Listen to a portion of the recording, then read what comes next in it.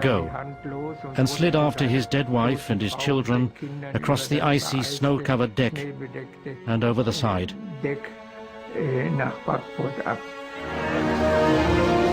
As thousands battle desperately for survival, some of the commanders have already made their arrangements.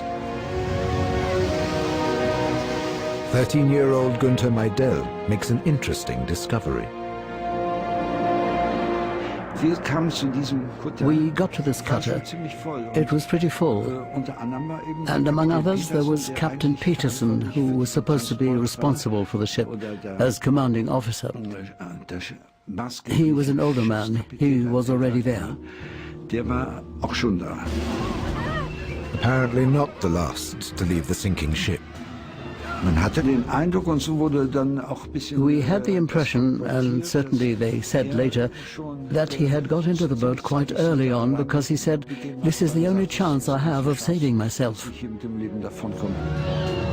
There are still thousands of people on board the Gustloff, struggling upwards as the ship sinks beneath them. We climbed onto the rigging. Me first, my mother handed me my sister. I sat her down beside me. I simply sat her down at my feet. If it had been my child, I would probably have put her between my feet.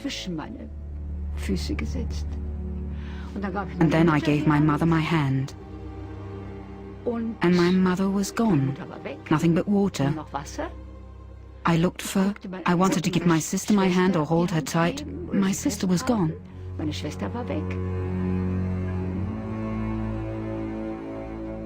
Dorrit is just 6 years old. She and her mother drown in the freezing waters of the Baltic.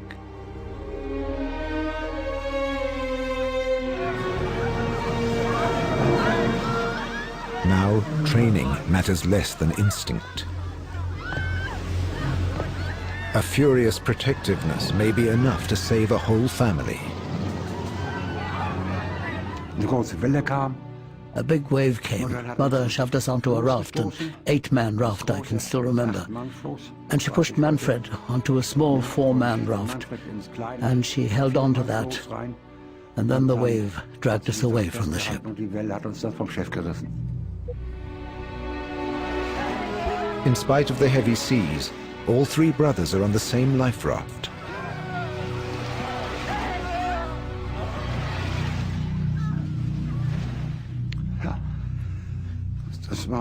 That was something. 3 of us together. But where's Mother? Where's Hannelore, our sister? Where's Granddad?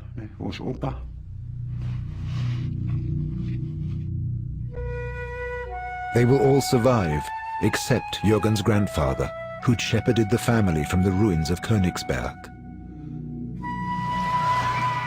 After 62 minutes, the Wilhelm Gustloff slides to the depths, lights blazing. The air temperature is minus 20 degrees. The water is just above freezing. Most people will die within minutes.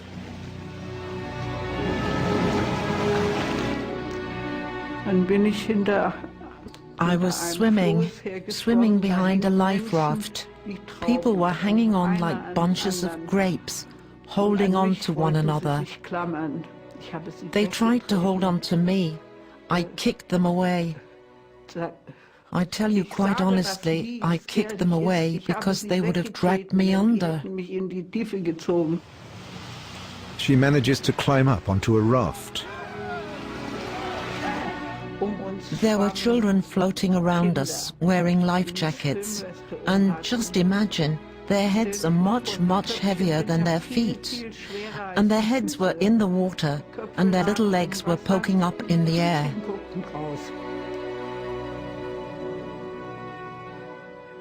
Afterwards, I could never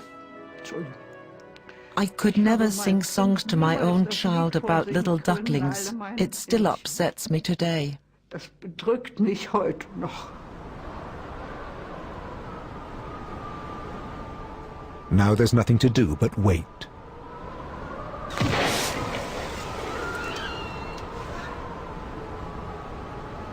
I kept thinking, why is no one rescuing us? Why is no one here? And everyone started shouting in a chorus, help! You can't describe that cry. It came from deep down inside. And no one came. Just a few nautical miles away is the pride of the German Navy, the heavy cruiser Admiral Hipper with a torpedo boat escort. By 18 minutes past 10, they're there. But the Hipper already has 2,000 people on board. They're afraid of another torpedo attack. And then they sailed away again. They've forgotten us. Of course, there was a feeling of despair that you'd never forget for the rest of your life. You're floating in a little nutshell, and they just sail away.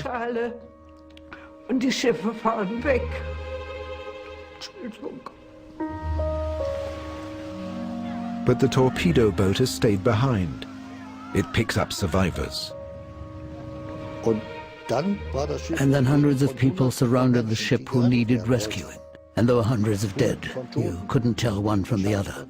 And of course it was a terrible situation, because what had happened to the Gustloff could just as easily happen to us.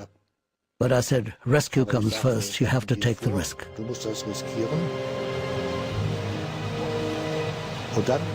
And then suddenly there was a miracle on the bridge. The captain of the Gustloff appeared. That was quite an encounter, quite a surprise. He was dry.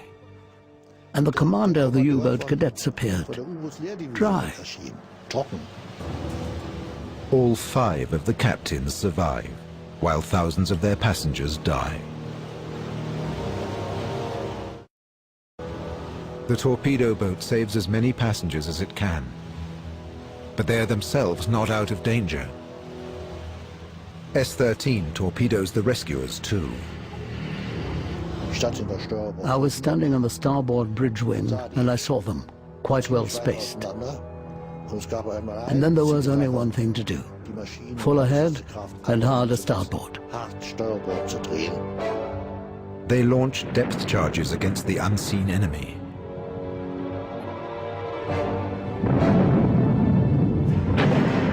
S-13 makes good its escape. 564 survivors are dragged from the sea. Then my first officer came to me and said, Herr Kaloy is what we call a lieutenant commander on the ship. We can't pick up anymore. It's over. I said, all right, then we'll stop. And with a heavy heart, we left the site of the sinking. But now other rescue craft are on their way. And suddenly there was a ship. A big ship not too far away.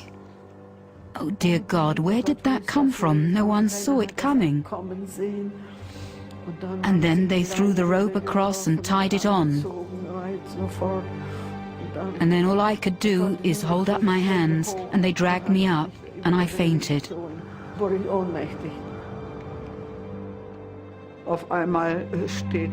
A sailor stood in the doorway, looking at me intently.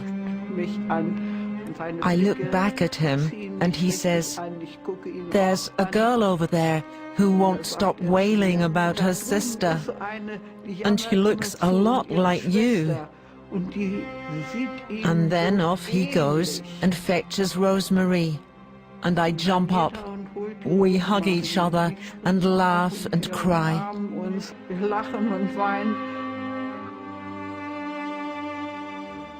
Few others had anything to celebrate that day.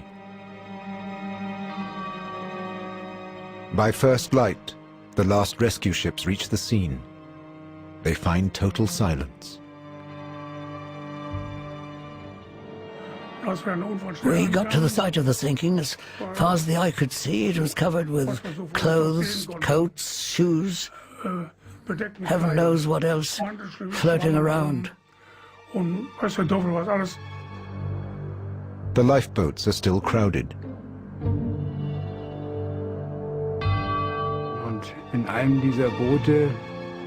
And in one of those boats, there were dead bodies.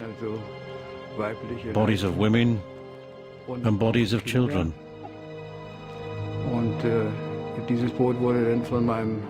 And my future father went on board, and in the stern he found a woolen bundle, a woolen blanket, stiff with ice.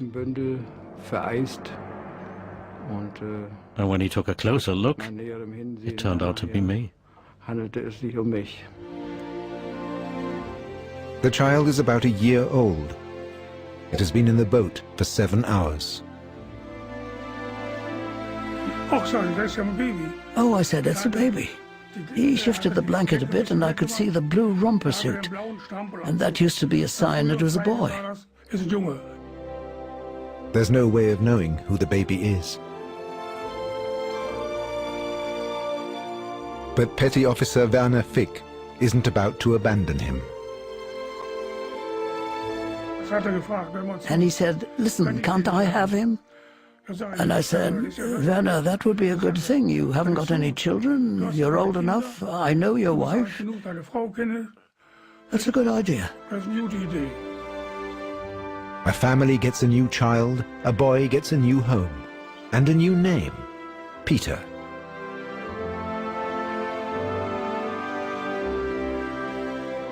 After the war, many children will be searching for their parents. Wir suchen unsere Muttis und Vagis, bitte helft sie uns wiederfinden. And many parents search desperately for their lost children.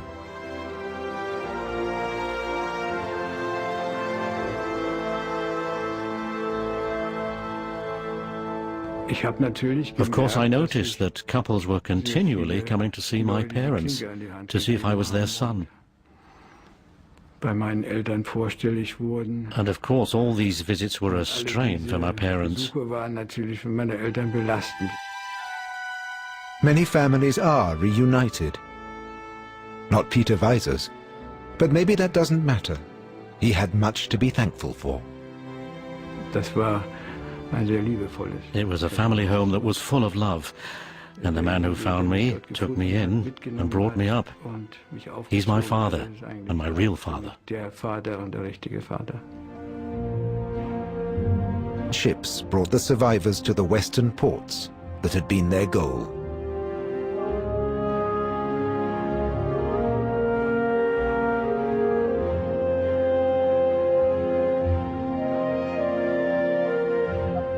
(1,239 passengers survived out of more than 10,000.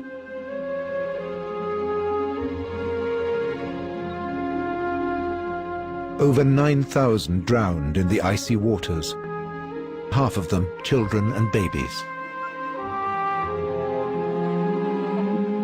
And yet no one claims the torpedoing of the Wilhelm Gustloff was a war crime. The Gustloff was sailing in combat waters with its lights switched off. It was carrying anti-aircraft guns. It wasn't sailing under the Red Cross. It had 1,000 trained U-boat personnel on board. The sinking of the Gustloff was an entirely legal act of war. It wasn't a war crime. The sinking of the Wilhelm Gustloff didn't bring any glory on the crew of the S-13.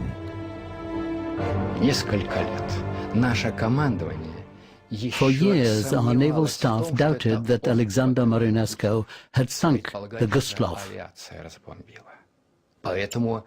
They believed the Air Force had bombed it.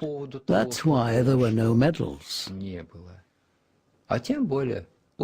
Especially since Marinescu was a very awkward figure for the senior staff. So they made sure he was kept quiet. Years after his death, Marinescu is finally declared a hero of the Soviet Union. Even this doesn't upset the Gustloff survivors. Marinescu wasn't responsible for sinking the Gustloff, and the torpedoes were only the catalyst. The whole thing started on the 30th of January 1933, not the 30th of January 1945. Before the war is over, hundreds of thousands more will die. Combatants, prisoners, and civilians, many of them anonymously. The Gustloff survivors remember. A survivor once said, "The dead are all right. They have it behind them. We die every year."